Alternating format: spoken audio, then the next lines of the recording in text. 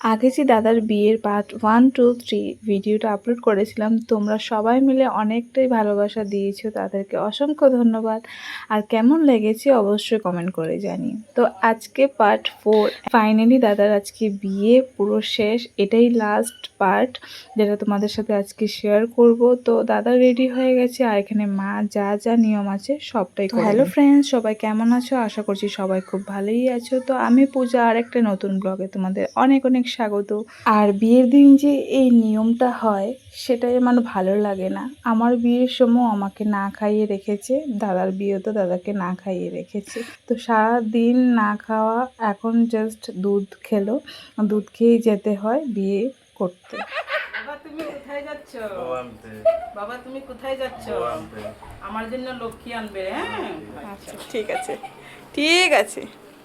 হ্যাঁ, মার জন্য লক্ষ্মী আনতেই যাচ্ছে। এই যে দেখো, লক্ষ্মী একদম পুরো লক্ষ্মীর মতো করে রেডি হয়ে গেছে। খুব সুন্দর লাগছে বৌমনিকে। তো তোমরা অবশ্যই জানিও কমেন্ট করে যে বৌমনিকে আজকের দিনে কেমন লাগছে। আজকের দিনে প্রতিটা মেয়েকে সবচেয়ে বেশি সুন্দর লাগে, কারণ এই দিনটা অনেকটাই স্পেশাল একটা মেয়ের জন্য। তো সব রিচুয়ালস শেষ, এখন যাচ্ছি আমরা একটা মন্দিরে, যেখানে মা কালীর মন্দির, ওইখানে বিয়েটা হবে। তো আমরা খুব এনজয় করেই যাচ্ছি সবাই মিলে। তো বৌদি গিয়েছিল পার্লারে, পার্লার থেকে সেজে আসলো। তো এখানে সবাই মিলে আমরা বসে পড়েছি, এখন গাড়ি রওনা দেবে। তো সবাইকে দেখো খুবই সুন্দর লাগছে, আর আমার মেয়েকে দেখো। আর তখন তো আমার মেয়ের খুবই জ্বর ছিল, যার জন্য আমার মেয়েটার মুখটা দেখো অনেকটা শুকনো শুকনো লাগছে। আর এখানে দেখো আমরা মন্দিরে পৌঁছে গেছি, আর মন্দিরটা হলো আমডাঙ্গা মা কালীর মন্দির, যেখানে অনেক বিয়ে হয়। আর আজকের দিনে অনেকটা ভিড় ছিল, কারণ দেখো এইদিকে দাদা বৌদিরা বসেছে, আর ওইদিকে আর অনেকজন বসেছে বিয়ে করতে, মানে 2-3 জন করে করে বিয়ে করাচ্ছে। তো মন্দিরে বিয়েতেও বেশি সময় লাগে না, যা যা মেন নিয়মগুলি সেগুলি করিয়ে বিয়েটা করানো হয়। তো চলো ভিডিওটা এনজয় করো, তোমাদের কেমন লাগে অবশ্যই জানিয়ে কমেন্ট করে। মার বমি করতেছে নাকি? না না এখন বন্ধ করতে চলে আছে তুই দাদার কোনটা দেন? নমো বিষ্ণু নমো বিষ্ণু মঙ্গলায় নমো হরি নমো বিষ্ণু নমো বিষ্ণু নমো বিষ্ণু আবায়ে দশা দোষা বিবর্জিতে শুভং কন্যা প্রদত্তেয়ং দেবাগ্নি দ্বিজ সন্নিধ নমঃ রুদ্রং বিজয়ং আশেপাশে সবাই দেখবে কেন আশেপাশে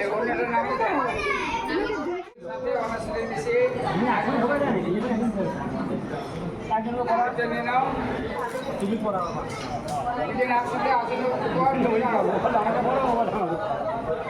আরে ট্রেনের ভয় কম দেন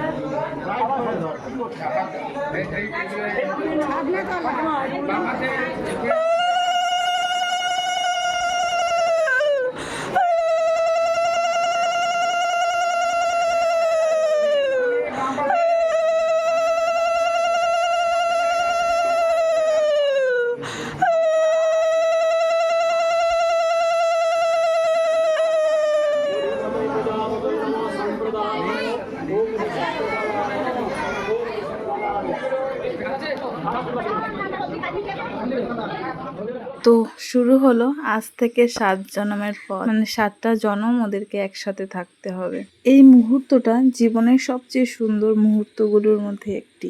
ওই এক চিমটি সিঁদুর শুরু হলো দুটি মানুষের একসাথে পথ চলার নতুন গল্প। 7টি প্রতিশ্রুতি, হাজারো স্বপ্ন, আর ভালোবাসার এক নতুন অধ্যায়ের সূচনা।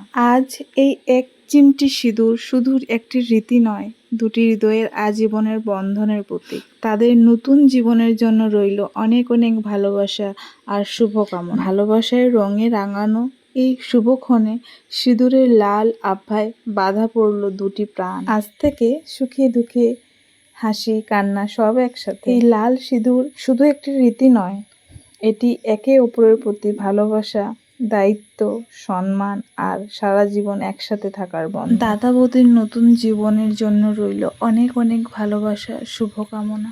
সো তোমরা সবাই দাদা বৌদিকে আশীর্বাদ করো যেন ওরা সব সময় হাসি মুখে থাকে।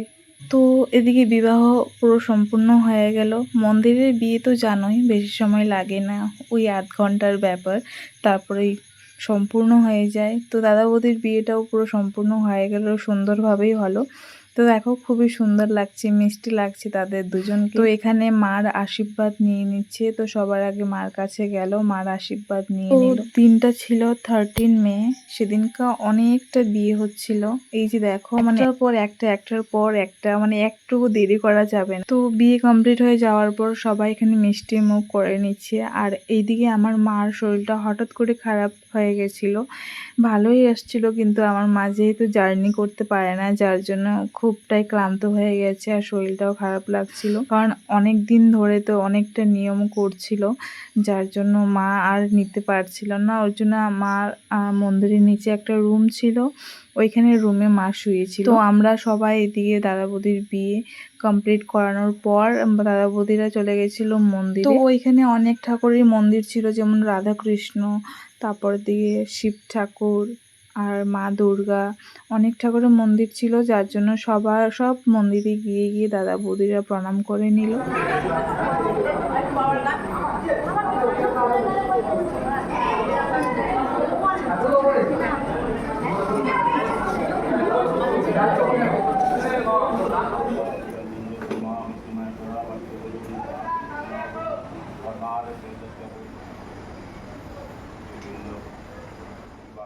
তো প্রণাম করে নেওয়ার পর এখানে দাদা দেখো বৌদিকে কি সুন্দর ফটো তুলে দিচ্ছে। তো সবাই ফটো তুলে নিলাম আমরা সবার সাথে।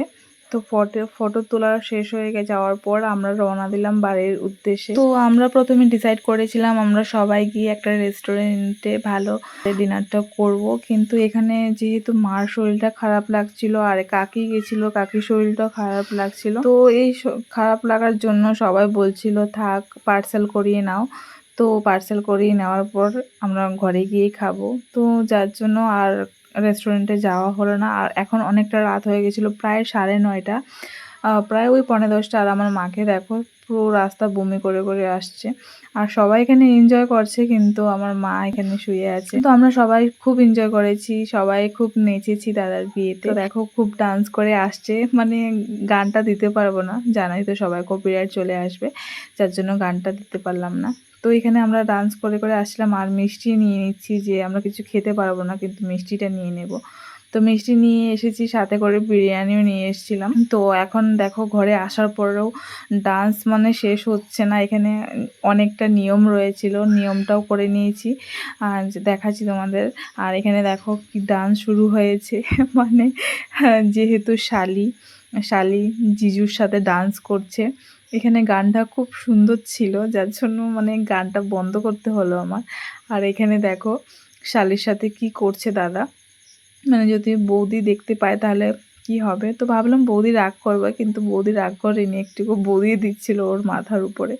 যতই রাগ না করো স্বামী তো। তো বৌমনি হঠাৎ করে মনে পড়লো না শালি যখন নেচেছে, চলো আমিও একটু নেচে নিই আমার বরের সাথে। তো যার জন্য বরের সাথে বৌমনিও একটু নেচে নিল। আর সাথে দেখো মানে শালির কীর্তিগুলো দেখো কি করছে ও। আর দাদা তো মানে লজ্জায় কি করবে না করবে, মানে আমরা সবাই মিলে খুবই এনজয় করেছি। তারপরে আমি কেন বাদ যাব, আমিও খুব নেচেছি। আর গানটা খুব সুন্দর ছিল, এখানে বলো তারা রারা, বলো তারা রারা, মানে খুব সুন্দর ছিল গানটা। তো আমরা সবাই মিলে খুব ডান্স করার পর এখানে একটু নিয়ম ছিল, যেটা আমরা পালন করে নিলাম। তো চলো নিয়মের দিকে লক্ষ্য করা যাক।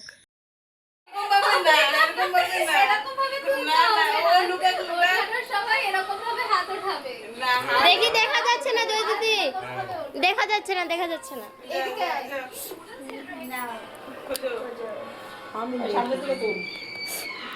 আইতে লাগবো তো, দেখাই যান না ওই দি।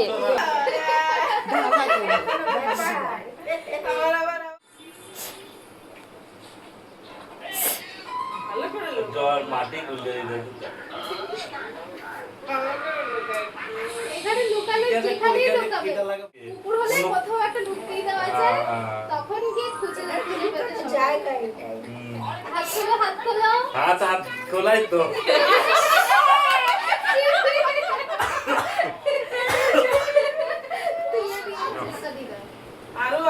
জলদি ছাড়া।